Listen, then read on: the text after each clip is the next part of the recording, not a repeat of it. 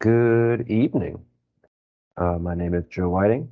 I am with St. Paul Public Works, and tonight we will be talking briefly about the Flandrau Street Bike Boulevard, give a brief planning overview of what we are doing today with this project and where we're looking forward to doing more activities for this project and when we should have a plan ready in the next couple months. So this presentation will kind of go over the context of why we are doing this plan right now, and a little bit more information about what a bike boulevard is and what to expect coming out of this plan, and finally, again, looking forward to what we will be doing in the future. So the project context. So Flandrau Street is ID'd on the bike plan for a bicycle boulevard. As you can see here from this image, from Larpenteur Avenue to Burns Avenue. So north to south, about 2.5 miles. One note here for this sort of the image you see here showing all these kind of colored lines on a map is the bike plan shows a fiscally unconstrained network. What that means is this shows kind of what we would do or could do if we had unlimited resources to do so. However, we do not have that. And so one of the reasons why we're here is the city applied for MnDOT planning support to get the planning process started in order to be competitive for further state or federal grant opportunities. And also to develop a template for future planning efforts, so we can kind of bring these bike boulevard planning efforts and other bike infrastructure planning efforts forward, and moving these through quicker and easier, and getting more support and feedback from the community as we look to plan and develop this infrastructure across the city. A little more context here, kind of asking the question, why Flandrau Street specifically? Well, Flandrau Street is a very important north-south link on the east side of St. Paul. So it's really, again, from Larpenteur Avenue to Old Hudson Road on the south end. So again, about 2.5 miles from start to finish, and really connecting a lot of the east side through that corridor here. Additionally, Flandrau Street parallels White Bear Avenue, which, as we all know, is a very heavily trafficked and traveled commercial route to the east side. Currently is not exactly well suited for bike lanes or any sort of bike infrastructure, and is not exactly comfortable for pedestrians either to walk or cross the street today. Flandrau also connects to 6 different schools along this route, either within directly adjacent to or within a block of its route. Additionally, it connects to 5 different parks as well. Again, either directly on the route or within a block of the route. This route will also connect to future Gold Line station at Etna Street via Old Hudson Road. We see at the bottom here at the end of the route here, Old Hudson Road, just a couple blocks, and you'll be able to get to Etna Street, where that Gold Line station is under construction today. Additionally, Flandrau Street is one of the few north-south routes on the east side that goes over those Union Pacific Railroad tracks there. As you can see here, it's Flandrau, it's White Bear Avenue, it's Furness, it's Johnson Parkway, and that's about it that actually crosses those railroad tracks. So it's a pretty significant feature in that respect as well. It will be connecting to Larpenteur Avenue, which will have bike lanes installed on it in 2024. It also connects to Margaret Avenue, which has a bike boulevard on it today, which we'll look at in a minute here. Additionally, as we kind of look for projects, specifically more active transportation projects, that is walking, biking, or rolling, we also want to look to fill these sidewalk gaps on the east side. There's significant sidewalk gaps on the east side, as you see this image here.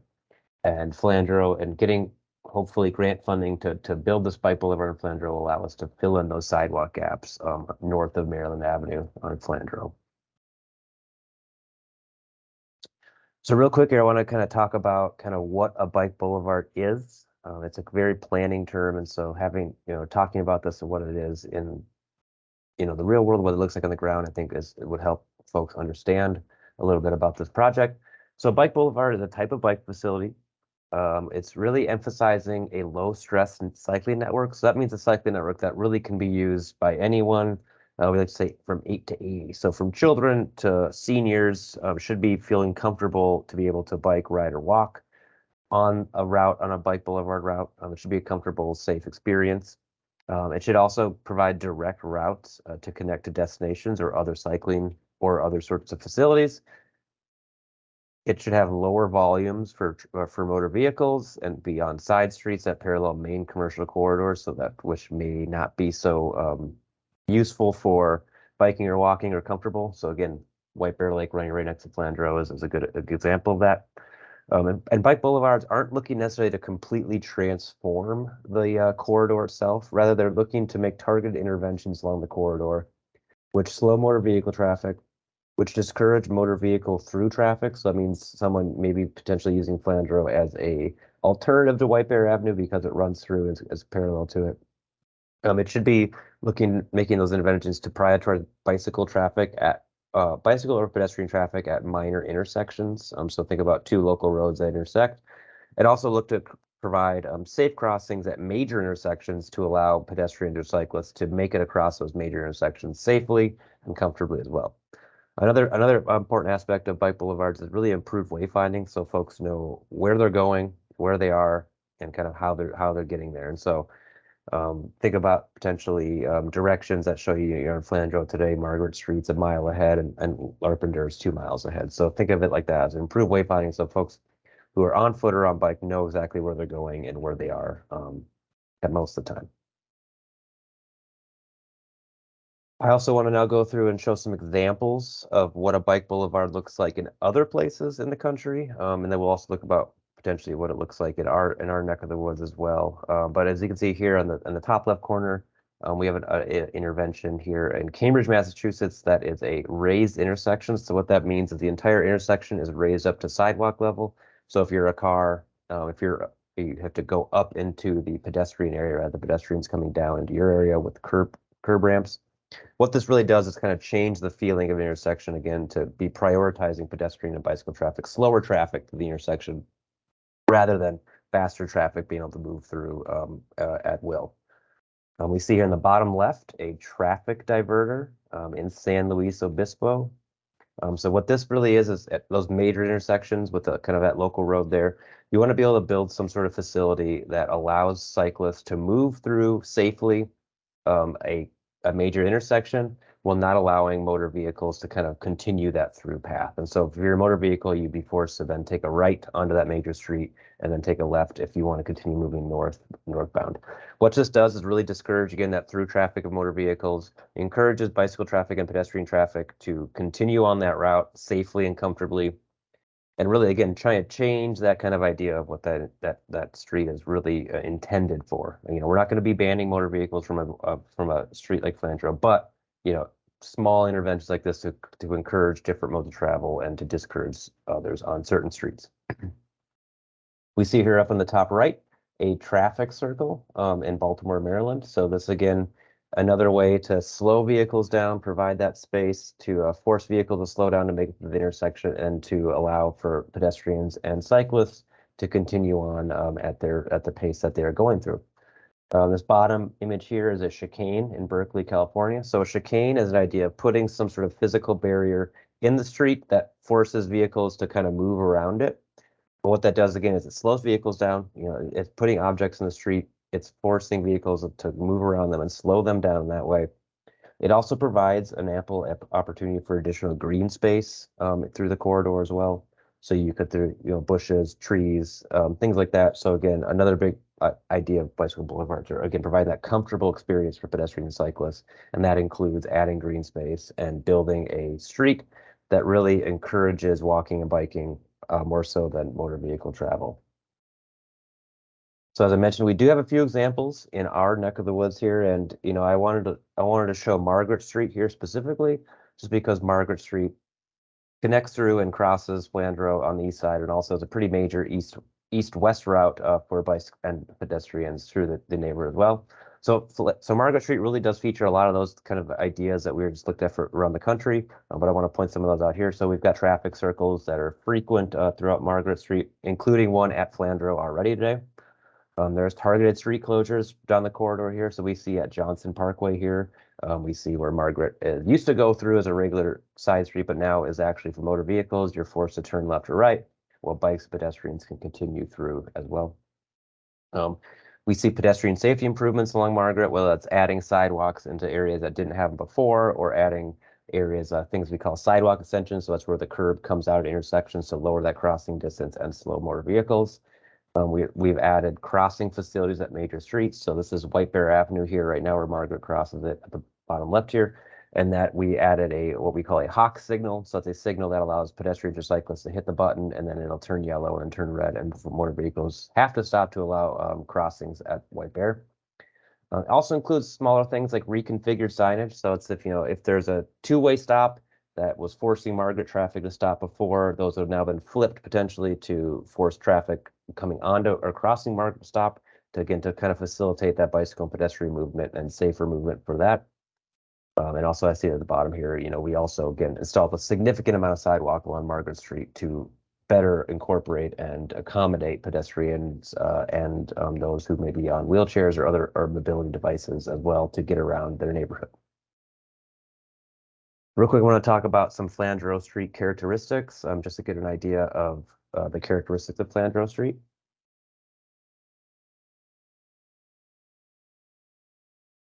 One second, I'm gonna stop the presentation here. Carol, hello there. Hello. So it's just you. I was given a presentation to record it, but certainly willing to stick around here and we can talk a little bit about Flandrau Street here. But just a fair warning that it is just you. I'm the only one, huh? Yeah, yeah. So thank you for coming. I should say thank you for coming.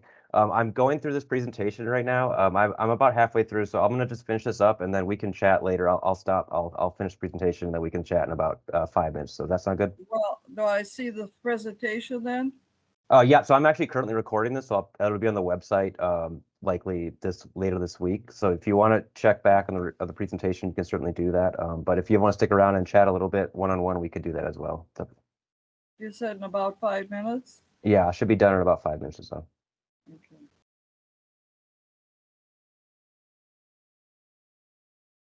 So I will continue on with that said. So real quick here, we want to talk about some street characteristics of Flandrau Street and just to get an idea of what Flandrau Street looks like for the folks in the meeting today. So typical street. So Flandrau is really a typical local neighborhood street. Low traffic volumes. So on the southern end, so closer to where you have Nokomis Montessori and Harding High School, you've got higher vehicles volume, so about 1,500 vehicles per day. Still in the low end, but not higher for Flandrau. As you move further north on Flandrau, those vehicle volumes drop considerably down to about 500 per day. So again, a local kind of typical local neighborhood street. It's a street also that features pretty standard right of way, about 60 feet from property line to property line. The street width is actually a variable width throughout the corridor here. So it's anywhere between 28 to 32 feet. So today it's a pretty narrow street. So in that sense, it's very accommodating to pedestrians or slower vehicles throughout the street width here. Additionally, speaking of variable kind of changes and activity, the tree coverage really does vary throughout the project corridor. There's greater tree canopy coverage on the northern end of Flandrau, and as you move south again towards the freeway, your tree coverage canopy kind of disappears a little more spotty as you get further south.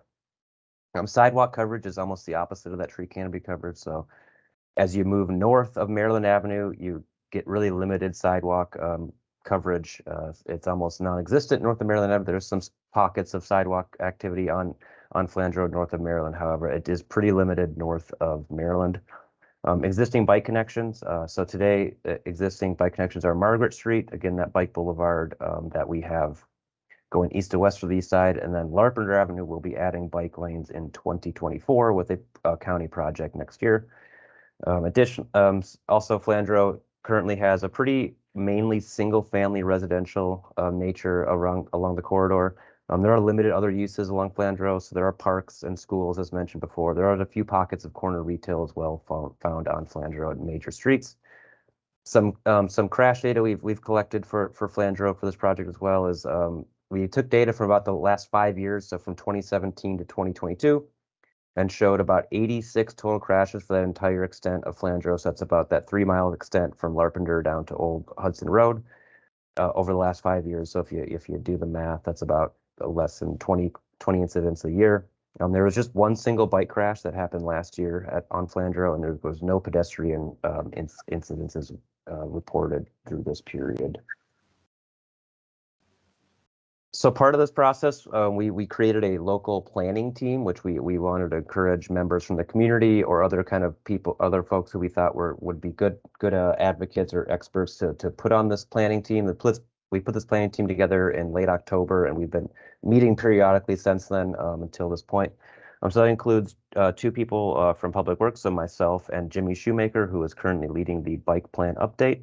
Our Toward Zero Death Coordinator, so that's a statewide initiative to lower motor vehicle deaths, and that is Kat Brown from the St. Paul Public Police Department.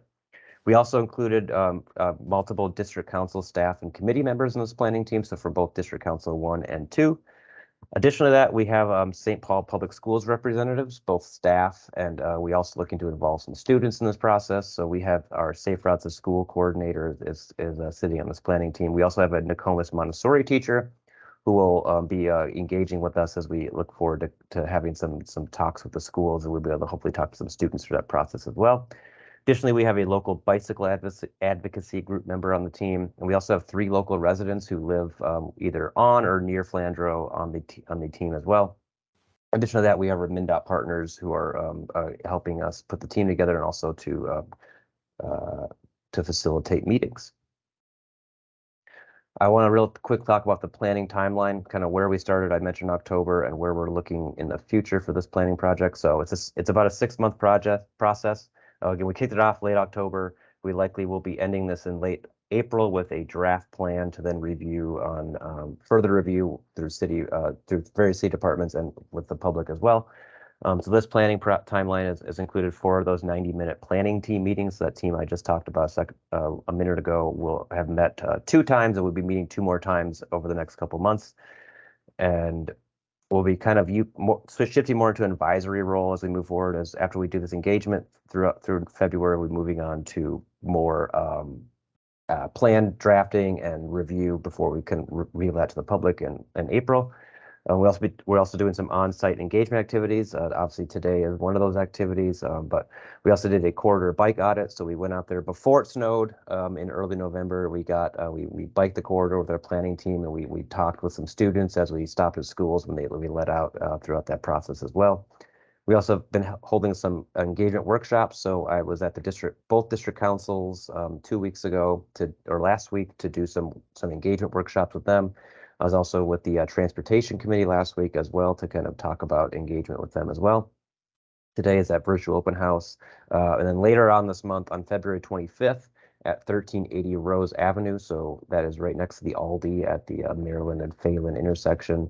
The District Council 2 has a small office there. We'll be holding an in-person mapping workshop. So something similar today. It's more engagement based, kind of asking people where they see problems and where they see solutions for Flandrau. That'll be on February 25th from 10 a.m. to 12 p.m. We're planning on having coffee and some other snacks there too. So if anyone wants to come and get a free cup of coffee, at least feel free to come down and we'll provide you with some coffee on a Saturday morning. Additionally to all this activity we're doing for this plan, we're also engaging with a simultaneous Safe Routes to School planning, which is taking place at Harding High School and Nokomis Montessori.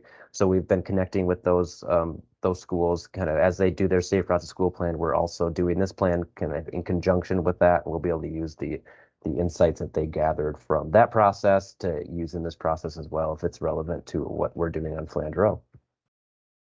I just real quick want to show, we do have a project website. I would just want to open that up to show folks what that looks like.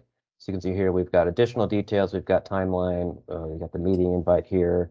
We've got other opportunities. We also have this interactive mapping tool that we've been directing folks to come here and again to let us know if there's any issues or opportunities they find here. So you can see here TK a week ago dropped a pin down and gave us an idea for the railroad crossing on Flandrau. So this is also a great opportunity to give us some input on specific locations along Flandrau to let us know if there's an issue that you're experiencing today or if there's some sort of opportunity you think we should be looking at through this process.